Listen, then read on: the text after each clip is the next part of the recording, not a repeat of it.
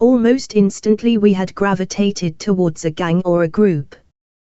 There were 60 of us, but we had all fallen into our groups, with whom we hung out, exchanged notes and had fun with. Mine was a group of 4. Apart from me, there was Suvi, Janie and Charu. Suvi undoubtedly had the most dynamic personality in the group. She was short, but what she lacked in height she made up in other areas. She was smart, stylish and enthusiastic with an attitude that was contagious. Most people warmed up to her. She was a bundle of energy, always ready for anything, a little impulsive and reckless too at times. Charu, Atam Brahm, was a personification of the generalizations that are made about them. She was studious, smart and intelligent. She even wore glasses. Her aim was to become a chartered accountant. Janie was the gentle, quiet and the sensible one. Her ambition was either to become a nun or do her MSW and take up social work. We came together like a patchwork quilt and got along well despite our very different personalities. But what I did not expect to learn so quickly at college was the great Agnes embarrass a guy by staring at his crotch tradition. We were introduced, instructed and inducted into it by our seniors when we shared a lecture with them for mercantile law, which was the only subject in the whole college being taught by a male. The raging hormones plus the losing of all inhibitions that a women's college does to you, was enough for everyone to cooperate on the single-point agenda of this tradition. He was nicknamed Prukimurki. Poruki was a colloquial word in the local language. Loosely translated it stood for an oaf or a good-for-nothing guy, implying he was a skirt chaser. Which was really ironic as it were the girls who were doing the pretend chase here, not him. The girls mostly stared very pointedly at his crotch throughout the duration of the lecture. He would begin by pretending not to notice. But of course, he would notice. There was no way he could not see something as obvious and outrageous as that, but he couldn't do a thing. The unspoken rule was that in mercantile law class, you were allowed only to look at Murky's crotch. There were about 120 of us, women, all starved of male company, and his looks did not deter us at all. Murky was a middle-aged, short, slightly overweight professor, with pot belly, and he always tucked his shirt in.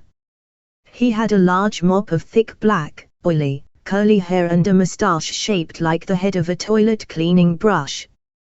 His eyes were tiny black slits on his chubby face and they darted quickly in all directions. He could have been a bad caricature of a hero of a Malayalam movie. He would begin by explaining some concept in mercantile law earnestly, and then within 10 minutes, beads of sweat would begin appearing on his forehead.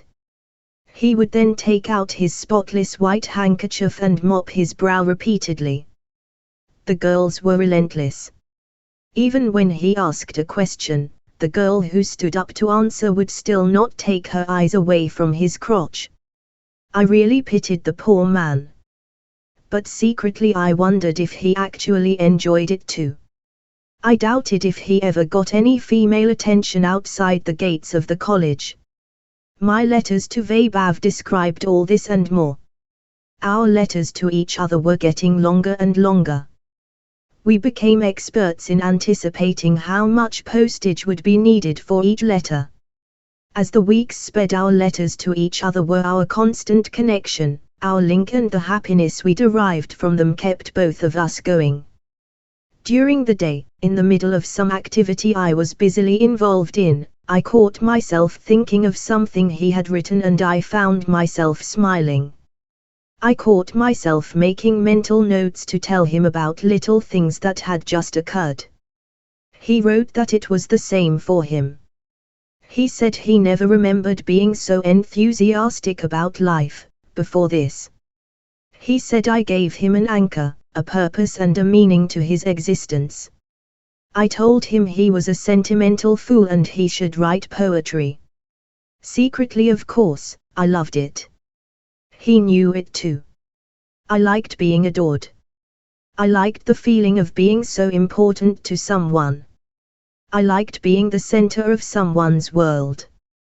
A year flew by and I did not even feel it pass. Then when my 18th birthday was approaching, he decided that letters were just not enough. He said he wanted to talk to me. Getting to talk to Vaibhav on the phone involved putting together a complex combat mission much like U.S. Airborne Division of Paratroopers in World War II. There were no mobile phones those days. It required detailed, precise planning, a lot of forethought and coordination down to the last detail. He had once tried the direct approach and called up at a decent hour. My mother had answered the phone. He greeted her and she had said a curt yes. She did not return the greeting. She said Ankita cannot come to the phone right now and had hung up abruptly. I was in my room and had heard every word. My ears burnt with indignation and tears of anger were swelling in my eyes. But I hid them well. There was no way I could argue with her. That did not stop us though. We both agreed that a phone call would be considered successful if we managed to speak to each other for at least 4 minutes. Vaibhav had outlined 3 parts for Operation Mission Phone Call. Part 1 was pre-mission planning considerations, which were 1. My brother had to be asleep. 2. My parents had to be out for their morning walk, which they usually never missed. Part 2 was support forces, which were 1. The telephone booth guy from where Vaibhav made those early morning phone calls should have woken up. Vaibhav later told me that he had to shake him vigorously or yell real loudly into his ear. He always charged him 10 rupees extra, early morning rates, he claimed, too. I should have woken up well on time so I could grab the phone on the first ring, else there was a chance of my brother waking up. Part 3 was anticipated threats which might lead to an abort mission, and these included 1. My parents returning earlier than usual. 2. My brother picking up the telephone extension and listening in. My calling up Vaibhav was ruled out, as I could not possibly sneak out to a telephone booth at night. During the day I had tried twice to call his hostel phone. His batchmates would yell out for him. I'd hang up and call after 5 minutes. Both times I was told he was not in the room. I gave up after that, as it meant I had to sneak out of college between my breaks and hurry back in time for the next class. They marked attendance every hour, not just once in the morning like in school. On my 18th birthday, I pretended to be asleep and lay still in my bed, listening to my parents leaving for their walk. The metallic clang of the latch on the gate told me they had left. I tiptoed quietly into the living room where the extension of the telephone was and unplugged it. Then I went back into my parents' room and lifted the phone and listened for a dial tone. It purred contentedly. Satisfied, I placed it back. Then I double-checked to see if I had placed it correctly. When you are waiting for a phone call, time seems to really drag. If you have ever waited for a phone call, you know exactly what I am talking about. You do not know what to do. You just wish and hope and will the phone to ring. You want time to fly. I sat next to the phone and waited. After a while, I slid down to the floor and continued waiting.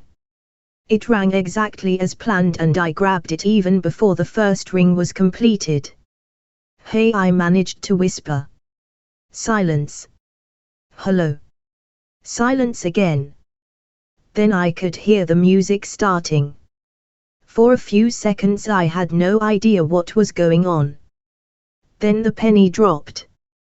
Craig Chiquico's guitar solo blended perfectly with the voice of Grace Slick to make magic that day, as I listened hundreds of miles away over a phone line, at 5:45 a.m. in the morning, huddled on the cold floor, the phone glued to my ear, in my parents' bedroom.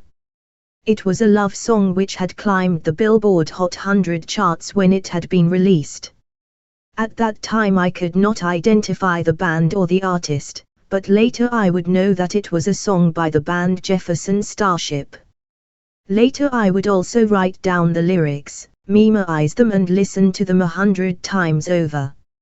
Looking in your eyes I see a paradise. This world that I've found is too good to be true. Standing here beside you, want so much to give you this love in my heart that I'm feeling for you. A guitar solo was played here. And then it continued. The whole song took about 4.5 minutes. In between, I tried telling him to stop playing the song and that I get the sentiments behind it. But he continued playing it till the very end. Then he came on the line and said happy birthday Ankita, and I do mean every word in the lyrics of the song. I could have died right there and I would have been the happiest person on earth. I did not know what to say. Idiot, I said finally. Why did you waste time playing the whole song? We could have talked for that much time more. Talk now. What do I say? I don't know what to say. A huge smile stretched across my face. You could begin by saying what a great guy I am. Rubbish. You are a Dumbo and a fool. How did you manage it? I have my ways. Those days there were no MP3s or CDs or iPods for music. We listened to music on spools of tape in a cassette which we used in tape recorders. He must have hunted for the tape for this song, rewound the tape to the exact point where it started, got batteries for the tape recorder, and then carried it to the phone booth, early in the morning. It was the month of December and I knew Delhi was freezing at that time. I was amazed and touched by the effort he made. I wanted to talk for some more time to him. I did not want the phone call to end. I was feeling elated and on top of the world. Suddenly all the crazy things that I had read in books about what people in love did were beginning to make sense. So were the countless little things that lovers in movies did. But somewhere, sense prevailed, as I also knew that if my parents came back, it would ruin a perfectly great start to a birthday, that too one which was a milestone. I love you baby, he said. The way his voice went all soft and low when he said it gave me goosebumps. He had actually said the words. Hang up now, I said. And take care. Bye. I hung up before he did. I sat on the floor and a huge smile stretched across my face. My heart sang. I felt ecstatic. I was still smiling when I heard the metallic clang of the gate again. I ran into my room, jumped into bed, covered myself with the blanket and kept smiling. The words of "nothing's gonna stop us now" were going round and round in my head. Once you know what direction to take, finding the path to it becomes easy. After experiencing the super high that Operation Phone Call gave both of us, we wanted more of it. Compared to this, waiting for letters seemed tame. Vaibhav said he would call me every Thursday. He chose Thursday as I had been born on a Thursday. I found the gesture charming. But then, I was beginning to find anything he did for me charming. Each Thursday there would be so much to tell him when he called. This was in addition to the letters. I wanted to share so much with him. Every minute detail had to be shared, and he was just as eager to listen. He said he loved the sound of my voice. He said he could picture me sitting on the floor in my parents' bedroom and talking to him. He always began with a hey in that low baritone which I had grown to love and ended by saying take care, okay. I love you. His voice always went low and syrupy when he said that. I loved it. He could have repeated that line 1,000,000 times and I would have never tired of hearing it.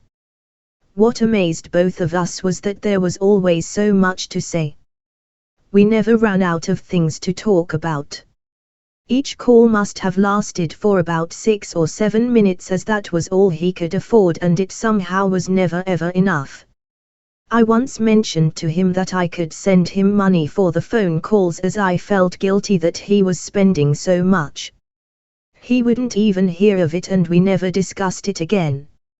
On one Thursday, during yet another operation phone call, my parents came back earlier than expected.